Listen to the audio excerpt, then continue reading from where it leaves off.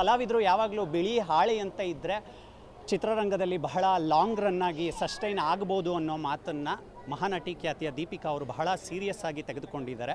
ಇವತ್ತು ಬಂಡೆಮಕ್ಕಳಮ್ಮ ಟೆಂಪಲ್ನಲ್ಲಿ ಸೀತಾರಾಮರಾಜು ಮುಹೂರ್ತದಲ್ಲಿ ಸಿಕ್ಕಿದ್ದಾರೆ. ಮಾತಾಡಿಸ್ತಾ ಹೋಗ್ತೀನಿ. ದೀಪಿಕಾ ಅವರೇ, ತುಂಬ ಚೆನ್ನಾಗಿ ಹೇಳಿದ್ರಿ ಒಂದು ಮಾತು, ಕಲಾವಿದರು ಸರಳವಾಗಿ ಇದ್ದಷ್ಟು ಕೂಡ ತುಂಬ ಮುಂದೆ ಹೋಗ್ತಾರೆ ಅಂತ. ಕಲಿಕೆ ಅನ್ನೋದು ಯಾವಾಗಲೂ ನಿರಂತರ. ನಿಮಗೆ ಇಷ್ಟು ದಿನಗಳ ಜರ್ನಿಯಲ್ಲಿ ಆ ಮಾತು ಅರ್ಥ ಆಗಿರುತ್ತೆ. ಈ ಸೀತಾರಾಮರಾಜು ಸಿನಿಮಾ ಎಷ್ಟು ಸ್ಪೆಷಲ್ಲು ನಿಮಗೆ? ತುಂಬಾ ಸ್ಪೆಷಲ್ ನನಗೆ. ಆ್ಯಕ್ಚುಲಿ ಸೀತಾರಾಮ ಸರ್ ಆ ಮೂವಿ ಏನಿದೆ, ಆ ಮೂವಿಗೆ ನನ್ನ ಆಯ್ಕೆ ಮಾಡಿದ್ದು ನನಗೆ ತುಂಬಾ ಖುಷಿ ಆಗ್ತಿದೆ. ನಾನು ಆವಾಗಲೇ ಹೇಳಿದಾಗೆ ಬಿಳಿ ಹಾಳೆ ಅಂತ ನಾವು ಇಂಡಸ್ಟ್ರಿಗೆ ಬಂದಿದ್ದೀನಿ ಅಂತ. ಯಾಕೆಂದರೆ ಇಂಡಸ್ಟ್ರಿನಲ್ಲಿ ಇಂಡಸ್ಟ್ರಿ ಅಂತಲ್ಲ, ಯಾವುದೇ ರಂಗದಲ್ಲೂ ಕಲಿಯೋದು ತುಂಬ ಇರುತ್ತೆ. ಕಲಿತು ನಾನು ಎಲ್ಲದನ್ನು ಕಲ್ತಿದ್ದೇನೆ ಅನ್ನೋದು ಕಷ್ಟ. ಯಾಕೆ ಇಂಡಸ್ಟ್ರಿ ಅನ್ನೋದು ಸಮುದ್ರದ ಥರ. ಅದರಲ್ಲಿ ನಾವು ಈಗ ಕಲ್ತಿರೋರು ಕೂಡ ಅದು ಸಮುದ್ರನ ಬೀಟ್ ಮಾಡಲಿಕ್ಕೆ ಆಗಲ್ಲ. ನಾವು ಕಲಿಕೆ ಅನ್ನೋದು ನಿರಂತರವಾಗಿರಬೇಕು. ಸೊ ನೋಡೋಣ ಈ ಬಿಳಿ ಹಾಳೆ ಮೇಲೆ ಏನೇನೆಲ್ಲ ಚಿತ್ರಗಳು ಮೂಡುತ್ತೆ ಅಂತ. ಸೊ ವೆಯ್ಟ್ ಮಾಡ್ತಾ ಇದ್ದೀನಿ ನಾನು.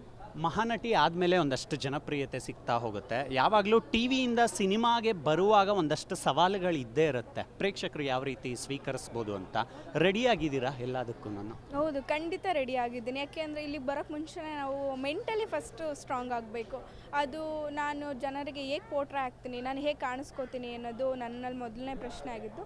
ನನ್ನ ಜನಗಳು ಒಪ್ಕೊಂಡಿದ್ದು ನನ್ನ ಕಾಮಿಡಿಗೆ, ನನ್ನ ಇನ್ನೋಸೆನ್ಸ್ಗೆ. ಅದನ್ನು ನನ್ನ ಜನರು ಒಪ್ಕೊಂಡ್ರು. ಈ ಮೂವಿನಲ್ಲಿ ನಾನು ಅದೇ ಜಾನರಲ್ಲಿ ಕಾಣಿಸ್ಕೋತಾ ಇದ್ದೀನಿ. ಆ್ಯಂಡ್ ನನಗೆ ಇದು ನನ್ನ ಮೊದಲನೇ ಮೆಟ್ಲಾಗಿರೋದ್ರಿಂದ ಜನಗಳು ನನಗೆ ಇದಕ್ಕೆ ಪ್ರೋತ್ಸಾಹ ಕೊಟ್ಟರೆ ನೆಕ್ಸ್ಟು ನಾನು ಇದೇ ಥರ ಜನಗಳನ್ನ ರಂಜಿಸೋಂಥ. ಯಾಕೆ ಅಣ್ಣವ್ರು ಹೇಳಿದ್ದಾರೆ, ಅಭಿಮಾನಿಗಳೇ ನಮ್ಮನೆ ದೇವರು ಅನ್ನೋ ಥರ.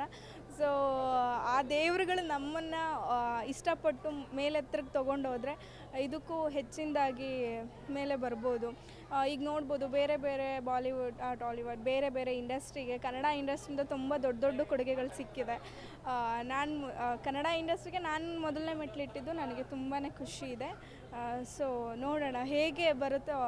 ನಾನು ಯಾವುದನ್ನು ಊಹೆ ಮಾಡ್ಕೊಂಡಿಲ್ಲ ಹೀಗೆ ಆಗ್ಬೋದು ಅಂತ. ಏನು ಬರುತ್ತೋ ಅದನ್ನು ಆಕ್ಸೆಪ್ಟ್ ಮಾಡ್ಕೋತೀನಿ. ತಪ್ಪಿದರೆ ತಿದ್ಕೋತೀನಿ. ಸರಿ ಇದೆ ಅಂದರೆ ಮುಂದುವರಿತು. ನಿಮ್ಮನ್ನು ತರುಣ್ ಸುಧೀರ್ ಅವರು ಒಂದು ಪಾಯಿಂಟ್ ಆಫ್ ಟೈಮಲ್ಲಿ ಗುರುತಿಸ್ತಾರೆ, ನಿಮಗೊಂದಷ್ಟು ಸಜೆಷನ್ಗಳನ್ನ ಹೇಳ್ತಾರೆ. ತರುಣ್ ಸುಧೀರ್ ಅವರ ಪಾತ್ರ ನಿಮ್ಮ ಜೀವನದಲ್ಲೇನು?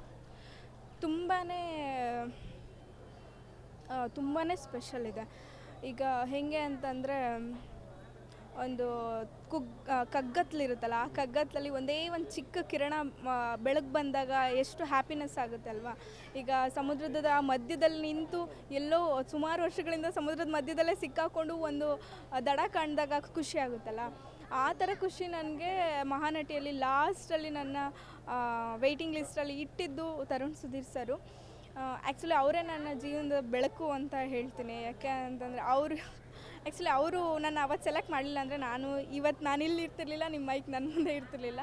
ಸೊ ನನಗೆ ಅವರು ಯಾವಾಗಲೂ ಸ್ಪೆಷಲ್ ಆಗಿರ್ತಾರೆ. ಆ್ಯಂಡ್ ಇನ್ನೊಂದು, ನನ್ನ ಮಹಾನಟಿಲಿ ಸೆಲೆಕ್ಟ್ ಮಾಡಿದ್ದು ಅವರು ಆಗಿದ್ದಿದ್ರೆ ನಾನು ಮಹಾನಟಿ ಬರಲಿಕ್ಕೆ ನನ್ನ ಸ್ನೇಹಿತರು ಇದ್ದಾರೆ.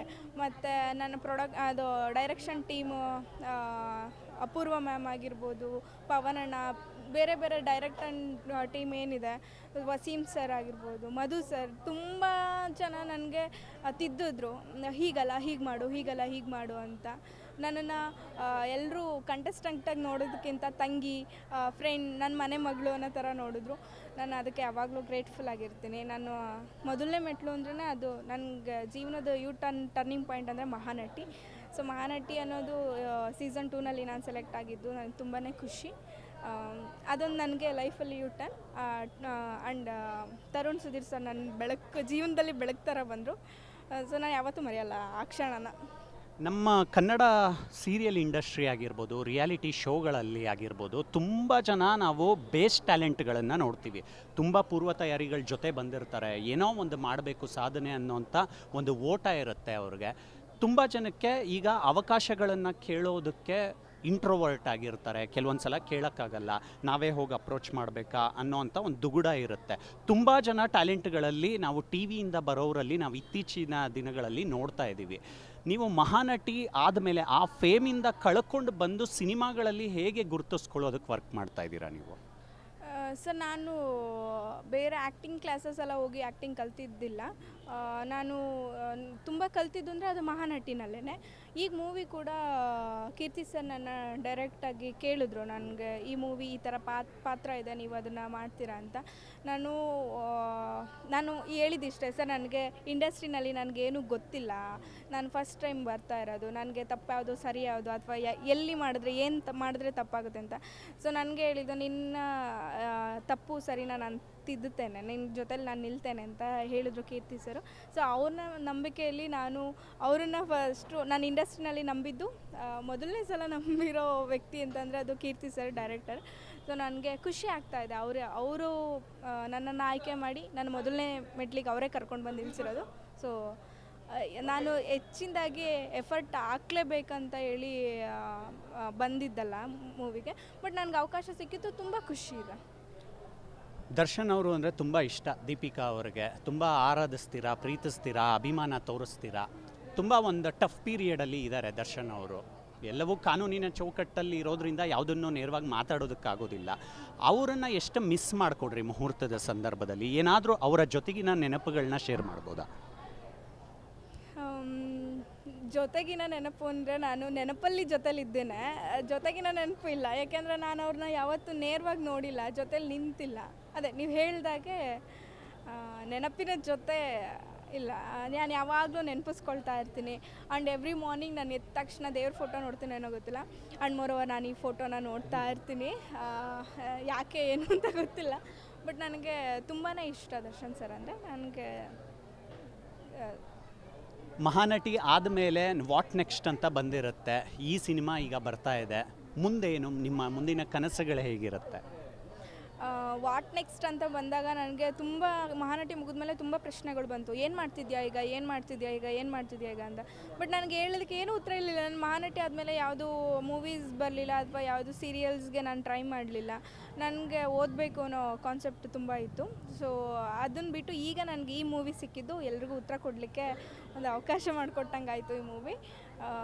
ಇದು ನನ್ನ ಮಹಾನಟಿ ಆಫ್ಟರ್ ಮಹಾನಟಿ ಆ್ಯಂಡ್ ನನ್ನ ಲೈಫಿನ ಮೊದಲನೇ ಸಿನಿಮಾ, ಸೀತಾ ರಾಮರಾಜ್. ಓಕೆ ದೀಪಿಕಾ ಅವರೇ, ಒಳ್ಳೆಯದಾಗಲಿ. ಇನ್ನಷ್ಟು ಮುಹೂರ್ತಗಳಲ್ಲಿ ನಿಮ್ಮನ್ನು ನಿರೀಕ್ಷೆ ಇಟ್ಕೋಬೋದು ನಾವು, ಯಾಕಂದರೆ ತುಂಬ ಪ್ರತಿಭಾನ್ವಿತ ನಟಿ ನೀವು. ಒಳ್ಳೆಯದಾಗಲಿ ನಿಮ್ಮ ಕೆರಿಯರ್ಗೆ. Thank you.